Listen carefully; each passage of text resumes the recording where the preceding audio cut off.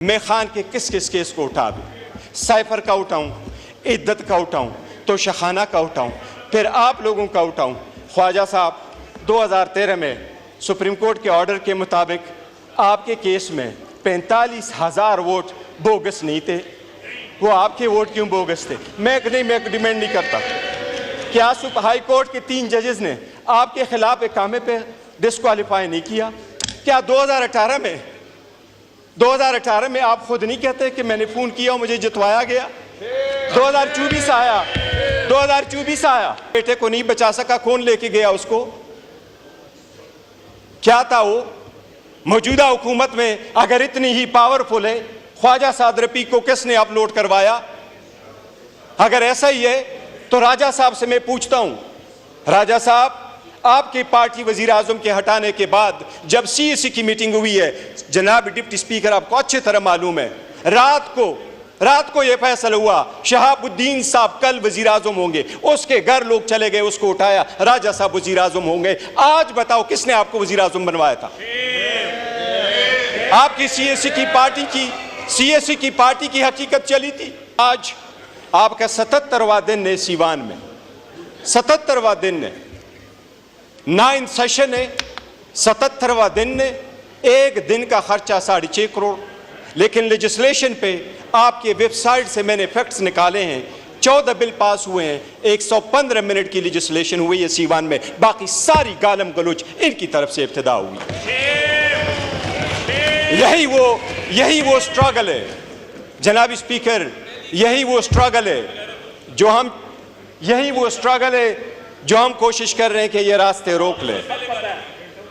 यही वो स्ट्रगल है जो हम कोशिश कर रहे हैं कि 115 मिनट की लेजिस्लेशन हो जाती है 77 दिनों में 6 करोड़ 50 लाख एक दिन के खर्चे पे।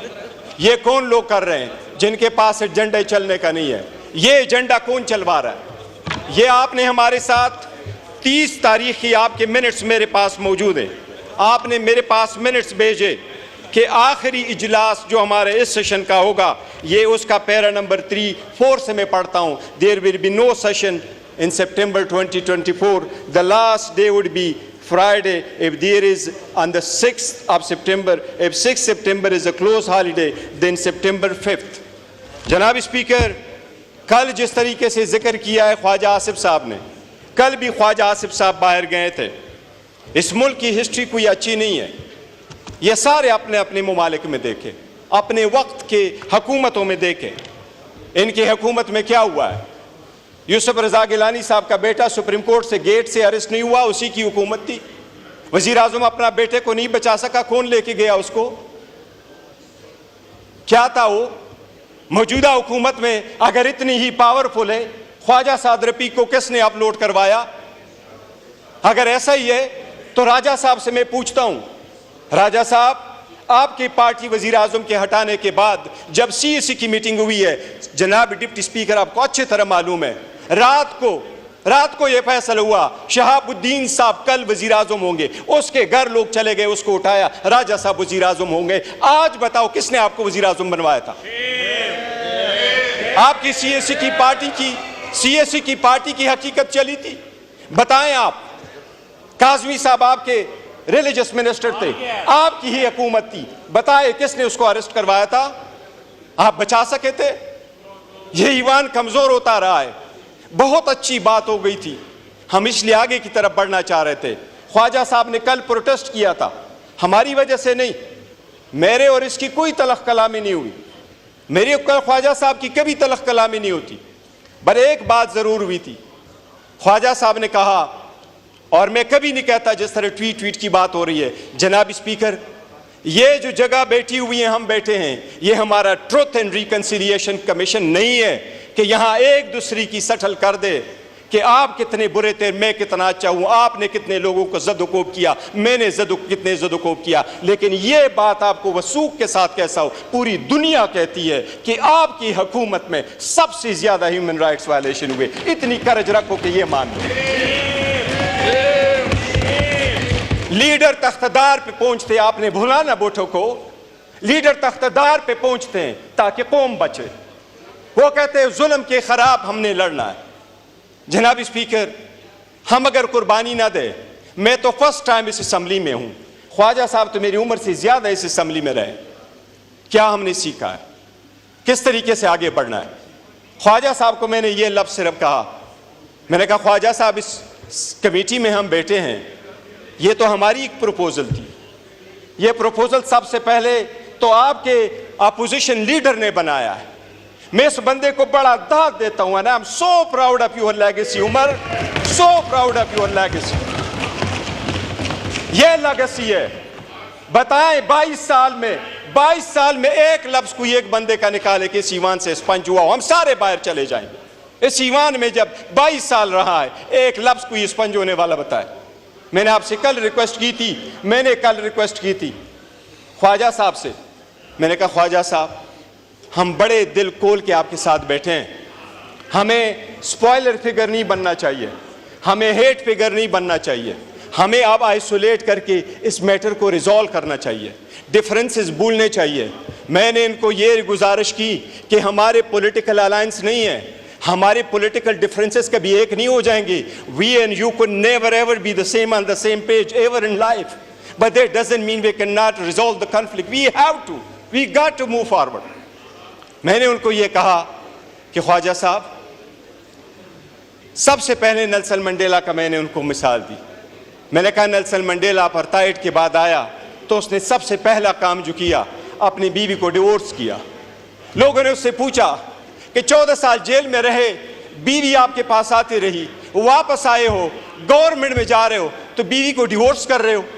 उसने उसका जवाब ये दिया कि मैं इसलिए कर रहा हूं कि अपार्थाइड पे मैंने पत्थर रखना है, मैंने आगे बढ़ना है, मैंने कालों से गोरों से इंतकाम नहीं लेना, लेकिन मेरी बीवी के दिल में आगे गोरों के खिलाफ मैंने या बीवी रखना है या अपने अवाम को लेना है। मैं लीडर हूं, मैं अपनी बीवी की कुर्बानी दूंगा, पर मैं अवाम के साथ खड़ा हूंगा। मैंने कहा ख्वाजा साहब, अगर आपका इतना दिल नहीं है कि मिनिस्टर होते हुए आप हमारे ग्रीवियंसेस नहीं सुन सकते, इस वक्त ग्रीवियंसेस हमारे हैं। मेरे मिने के नाम लेकर के कहा कि ये 5 मिने हमारे मिसिंग है, उनकी फैमिली मेंबर्स के साथ क्या हो रहा है, ये अगर आप नहीं हो सकते तो मैंने कहा ख्वाजा साहब, हमारी बड़ी कोशिश है, हम चाहते हैं कि आप सीट पे रहें, लेकिन फिर आपका इस्तेकाक है, बेशक आप स्पीकर को कहें, आप ये ना रहें।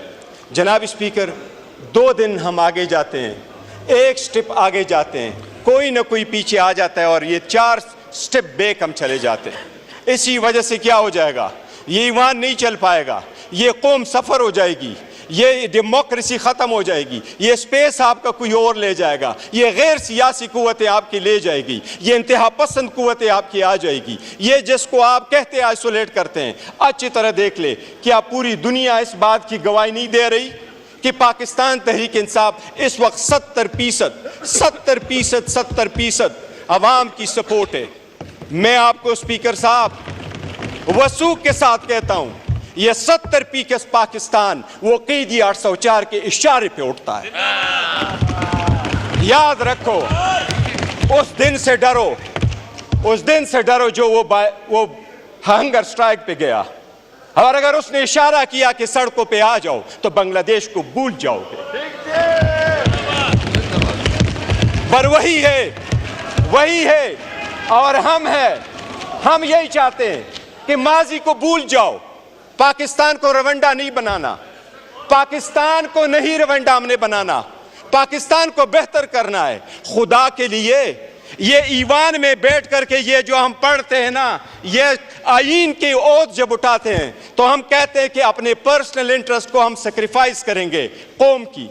ये पावर इख्तिदार आनी जानी चीज़ है, ये कौम की अमानत है। पावर आए तो इसका मतलब ये नहीं है कि हम लोगों को जेर करें, कभी ये कोशिश ना करें कि उनमें से कौन जीतता कौन हारता है। हमारे हार और जीत में ये पार्लियामान हार जाएगा, हम उधर के उधर रह जाएंगे। जनाब deputy speaker, it is time है कि कॉमन सेंस प्रिवेल करें। अगर कोई केस कोर्ट में मौजूद है, मैं खान के किस किस केस को उठा दूँ, साइफर का उठाऊँ, इद्दत का उठाऊँ, तो शखाना का उठाऊँ, फिर आप लोगों का उठाऊँ। ख्वाजा साहब, 2013 में सुप्रीम कोर्ट के ऑर्डर के मुताबिक आपके केस में 45,000 वोट बोगस नहीं थे। वो आपके वोट क्यों बोगस थे? मैं डिमांड नहीं करता। क्या हाई कोर्ट के 3 जजेस ने आपके खिलाफ एक कामे पे डिस्क्वालीफाई नहीं किया? क्या 2018 में आप खुद नहीं कहते कि मैंने फोन किया और मुझे जितवाया गया? 2024 आया, 2024 आया, आज का आपके पास इलेक्शन कमीशन का वेरीफाइड लिस्ट नहीं है। ख्वाजा साहब, मेरी सबसे दरख्वास्त है, पहले मैं अपने फिर आपसे, अगर हमने यहाँ अपनी आवाम की नुमाइंदगी करनी है तो भूल जाए हम में से कौन अच्छा है। जिन्होंने पारसाई के दावे करने हैं वो अपने तरफ सारे दो करते। हमारे खानों में ये हम जो चाहते हैं बेहतर, हम ये चाहते हैं कि जी जनाब स्पीकर, आज मेरा एक अच्छा प्रोग्रेस हुआ है हमारी कमेटी में, एक अल्हम्दुलिल्लाह सब कमेटी बनी है। वो कमेटी में हम जाके प्रिविलेजेस और इम्यूनिटीज़ पे बात कर रहे हैं। मैंने सारी बातें की, मैंने उनको कहा स्पीकर साहब, मैंने ये जिक्र किया, कहा ये कि इम्यूनिटी के लिए रखो, MPA MNAs के लिए, कि 15 दिन पहले अरेस्ट नहीं होंगे, 15 दिन बाद अरेस्ट नहीं होंगे। मैंने कहा हमें VIP कल्चर नहीं चाहिए, हमें अरेस्ट करते जब चाहे अरेस्ट करें, हम VIP कल्चर नहीं चाहते, हम डिग्निटी और रिस्पेक्ट के लिए बैठे, VIP कल्चर के लिए नहीं बैठे। हमें स्पेशली ना खड़ा करो कि आपको VIP पास इशू, आप एयरपोर्ट में चले जाओ, हम क्यों में खड़े होंगे अमेरिकन की तरह, हम जाएंगे ब्रिटिश की तरह, हम सारे जाएंगे। जनाब स्पीकर, एक नई शुरुआत की ज़रूरत होगी अगर मुल्क को बचाना है। अगर हमने किसी थर्ड फोर्स को ये पावर नहीं देना तो एक स्टेप बैक भी जाना पड़े तो हमें जाना होगा। हमने करना अगर है तो मैं ख्वाजा साहब बस इनफ, हम चाहते यही है कि डिफरेंसेस रिजॉल्व करें। अगर एक दूसरे को ये दिखाएंगे कि किसका कितना रोल था तो हमरी कभी कभी लफ्ज़ इस्तेमाल नहीं करता वो हमाम का, लेकिन इसमें किसी की हालत अच्छी नहीं है। ये सबसे बड़ी कर्ज हो कि घर से इब्तिदा कर ले और आवाम के पास वो छोड़ दो कि वो क्या करे। इसका सारा फैसला जो है ना तारीख करेगी, पब्लिक हमें जज करेगी, और ये दिन ज़रे गुजर जाते हैं, वक्त आएगा आवाम हमें जज करेगी who is on the right side.